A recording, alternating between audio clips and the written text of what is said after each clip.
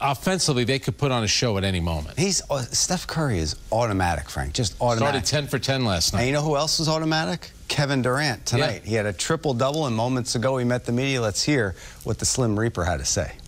Yeah, I think on that first quarter they started off fast, but I think we still got back into the game. We cut to like 6 at the end of the first. But I felt like they just kept making timely shots. Steph Curry would hit a tough three. Tobias would hit a tough three. So by the time the fourth quarter came, I think those shots didn't fall for him. So, and we was able to stay the course and stay with it, not get down on ourselves. And, the game we pulled it even, there in the fourth quarter. And it was all off our intensity on defense. Kevin, did you feel like is it a feel-out process in terms of how you want to attack? You had a triple-double tonight.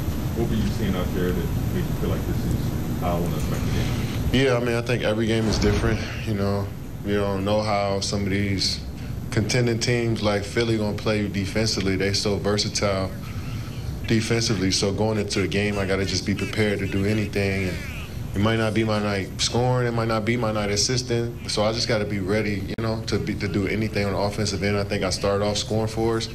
But my role tonight, I felt, was more getting into the paint, making plays, rebounding, then knocking down shots if I had them. I wish I'd have made a few late, but I felt like I rushed a lot of shots too, so. But it was a great team win for us. Everybody came and stepped up defensively. LaMarcus was incredible for us tonight. So happy that he got his legs up under him. He getting more comfortable, and so we got to keep building on this and see where we can go. It was so similar to the Milwaukee game for 3 quarters. And you guys never got more than 3 consecutive stops in the first 3 quarters. And at the end, you got 8 straight stops, and you made them miss their final 9 shots. Is that just veteran resolve not to let it happen again?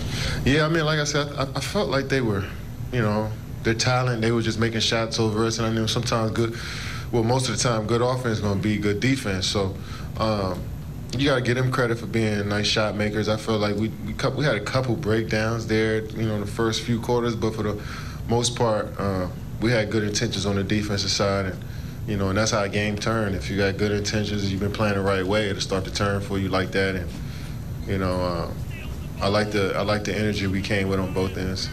Kevin, as you guys returned again in the fourth, it was that lineup of you, James, Javon, Patty, and LaMarcus that really told us. But what do you think you worked so well with that lineup, multiple ball handlers and forces? Yeah, I mean, the league is small now, so when you can have 2 guards like Patty and JC that can either get in the paint, shoot the 3, then you got handlers like James and myself that can also get into the paint. Then LaMarcus, who can roll to the rim or shoot the jump shot. I think it just makes us, versatile on the offensive side of the ball.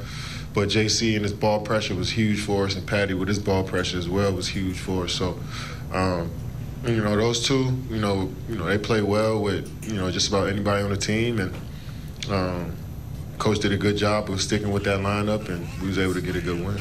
I was going to say, you guys obviously upped the defensive ante from the last game, but the way those guys defended down the stretch with that small lineup, I mean, forget the offensive end, on the defensive end, being able to switch to that. How helpful was that? Like 5 minutes or so. It's very helpful, when we can force a team to shoot over us or force them to play one-on-one and get rebounds. I think that was huge for us, and we was able to force Embiid off the paint a little bit, outside the office spots a little bit. We was able to get into the passing lane and just show bodies a little bit more, and then finish it with a rebound. That's all we've been preaching. So, we got to build on this effort, and we got a young Charlotte team coming in, young athletic team coming into the Clays, and so hopefully, we bring that same type of intensity.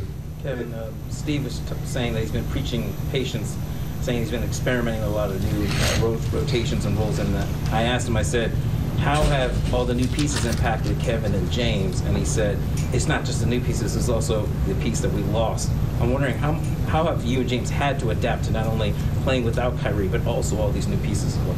Yeah, I mean, we are pros, and we have to adapt. And like I said before, we wasn't planning on having to do this, but, it's good for us to, make adjustments, and it's good for guys who wasn't expecting to play bigger roles to step into those roles and see where we are. It's a situation we're in, and I think a lot of guys are taking advantage of it and looking forward to, stepping up their games. For James and myself, though, I feel like each game may be different, and we may have to do different things, than we thought coming into the season. So but it's all good. It's always going to help us get better. It looked like for a while out there, everything was running through you, especially earlier on. So when LaMarcus comes out there and hits mid-range jump shot after mid-range jump shot, does that give you a boost knowing that you now got some help coming off the bench? Yeah, I enjoy playing with LaMarcus, and he's a force down there. He knows how to play, for one. His IQ is high. And, his game is simple and basic, and which is that's what I enjoy the most. Guys that can just do things quick, catch and shoot, turn around jump shots. That's his game, and he can finish at the rim. He's just a smart player. So we just need to build off of this. LaMarcus is going to build off of it. Excuse me, LaMarcus is going to build off of this, and we go from here. Frank, you talked about LaMarcus Aldridge getting some big buckets when the Nets were down early. Kevin Durant kept the team in the game the entire game. Yeah, he has a triple-double, and it's almost underrated a little bit because of what LaMarcus Aldridge was able to do in the fourth quarter of this game. Closing the game, too, right. But Durant, he's just so aggressive. And I even thought this was big at the end of the half. It was a 10-point game, knocks it down, cuts it to 7. He was always there looking for his teammates. This is one of the three-pointers that Patty Mills made. 3 for 3 thus far in this game, 10 for 10 on the season. But just look at the distribution from Durant. There, the little pump fake, gets Danny Green off his feet, hits the pull-up. Just an incredible player. I liked what he was saying about LaMarcus Aldridge. High basketball IQ, likes when he does things quickly. I also like the fact that Kevin Durant holds a microphone. I was going to say that, too. Dirk Nowitzki used to do it, and late night comics do when they go play, whatever, Chuckles or whatever it is in Stanford. Rascals. Exactly. In New Jersey, there you go. But let's go back to one of the last questions that he was asked. It was about Kyrie Irving, and Kevin had a really good answer to that. He was asked how much they had to adapt, and he said, we have to do this all the time. We're professionals. And, of course, the games are going to be different for him and James from game to game. But they'll adapt, and they have a lot of veteran presence on this team. Yeah, and remember, if you go back to the Boston series, how much Kyrie Irving scored for the team. So there were nights when you have those three guys, anybody's capable of going for 30. In fact, 2 of the guys on the team are capable of going for 30. But you're going to need other guys